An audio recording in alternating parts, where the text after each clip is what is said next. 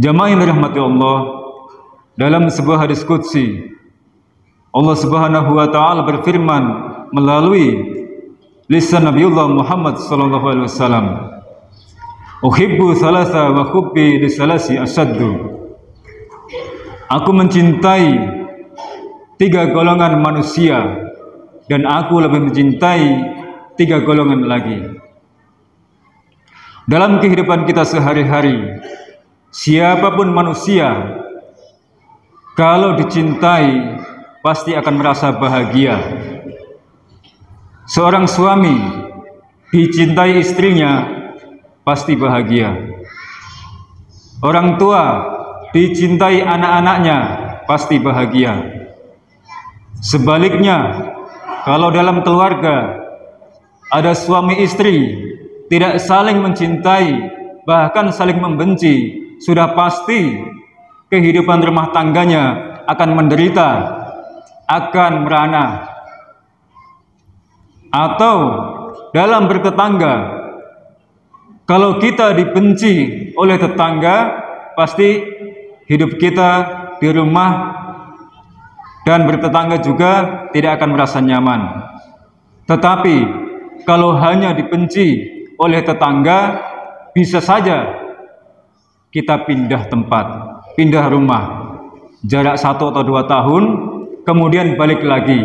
Kemungkinan tetangga sudah tidak benci, karena sudah merindukan tetangganya yang lama tidak berjumpa. Jamaah yang dirahmati Allah, tetapi kalau kita tidak dicintai oleh Allah Subhanahu wa taala, kita akan pindah kemana? Kita akan pindah ke Pulau Jawa, Pulau Sulawesi, semua adalah kepunyaan Allah Subhanahu wa taala. Maka dalam hal ini, kalau kita tidak dicintai oleh Allah Subhanahu wa taala, pastilah hidup kita ini akan hancur. Hidup kita juga akan menderita, lahir dan batin. Maka mari kita lihat, kita simak tiga golongan yang dicintai oleh Allah Subhanahu wa taala. Yang pertama, Allah katakan, "Uhibbu ahlas sakha wa hubbil fakiri sahi asaddu."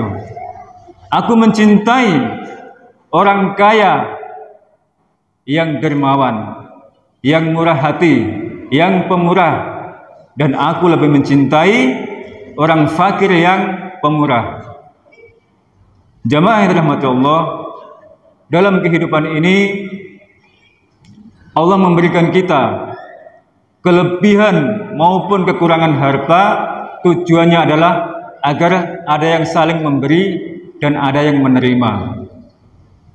Tetapi dewasa ini banyak sekali orang yang sudah mampu merasa dirinya kurang mampu, bahkan mengaku bahwa orang yang kekurangan tujuannya agar mendapat bantuan entah dari pemerintah maupun lembaga keagamaan.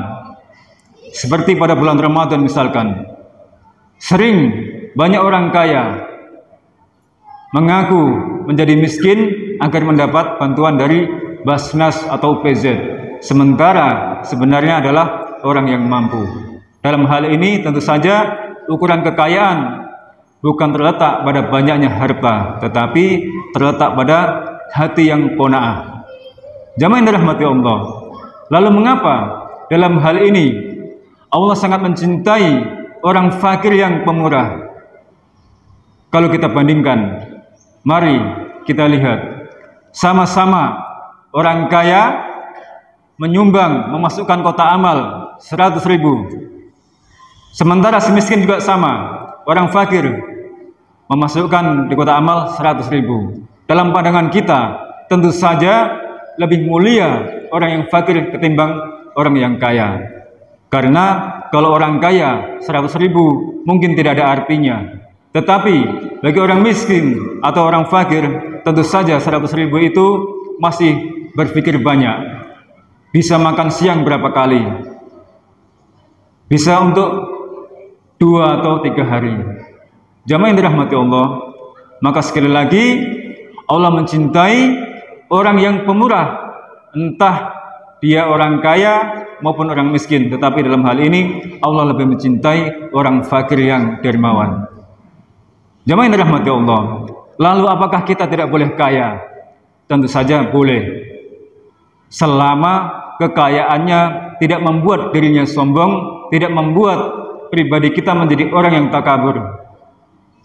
Kekayaannya digunakan untuk selalu berjuang ataupun berinfak di jalan Allah Subhanahu wa taala.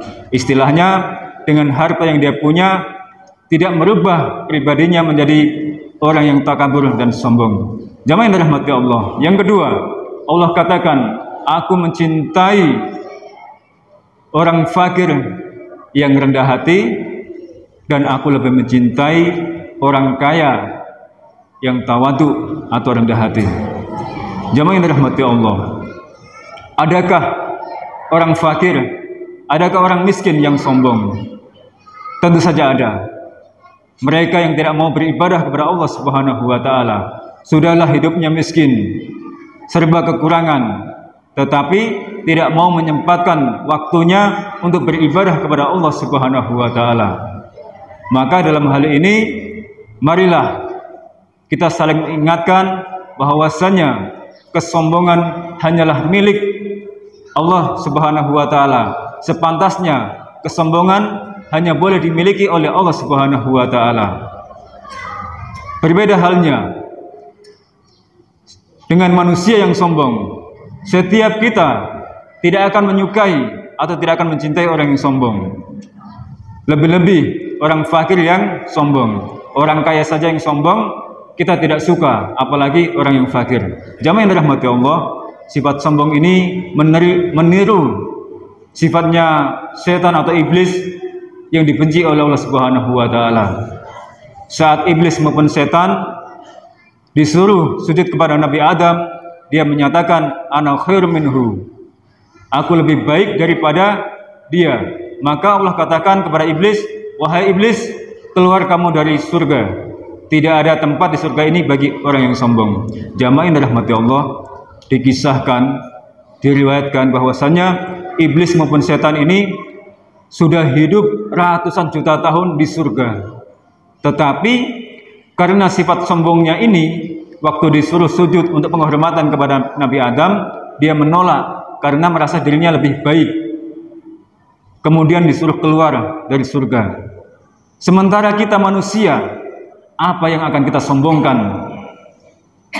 Sementara kita berharap mungkin dengan amal ibadah kita berharap bisa masuk surga. Jamaah yang dirahmati Allah, semua yang kita punya ini istilahnya hanyalah titipan, amanah yang pada akhirnya nanti di akhirat akan dimintai pertanggungjawaban. Kalau kita sombong, tentu saja sulit bagi kita untuk masuk surga. Sementara idaman kita, cita-cita kita semua umat Islam pasti ingin masuk surga.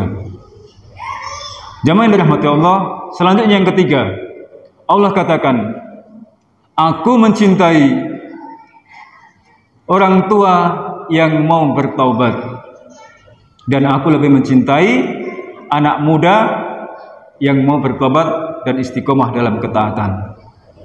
Jamaah, kalau kita melihat orang yang rajin beribadah, rajin puasa Senin Kamis, salat 5 waktu di masjid, kita lihat dulu sudah berapa usianya. Kalau sudah 60 tahun, sudah 70 tahun, atau sudah waktunya pensiun, yaitu sudah sewajarnya, sudah waktunya untuk beribadah kepada Allah Subhanahu wa taala. Kalau ada orang tua yang tidak mau beribadah, mungkin sudah lupa akhirat, sudah lupa akan kematian. Beda halnya dengan anak muda yang mana perasaan jiwa mudanya masih berapi-api. Banyak sekali tantangan, banyak sekali godaan.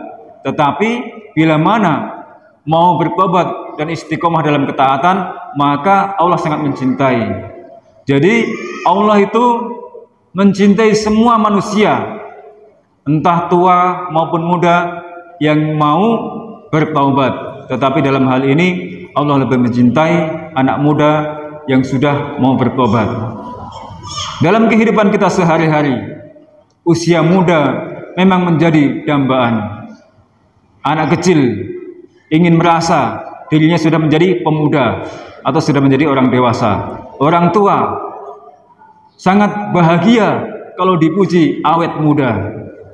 Jamaah yang dirahmati Allah, maka ketiga hal kondisi tadi, istilahnya hadis tadi mengajarkan kepada kita setidaknya bisa menjadi yang pertama, orang yang pemurah.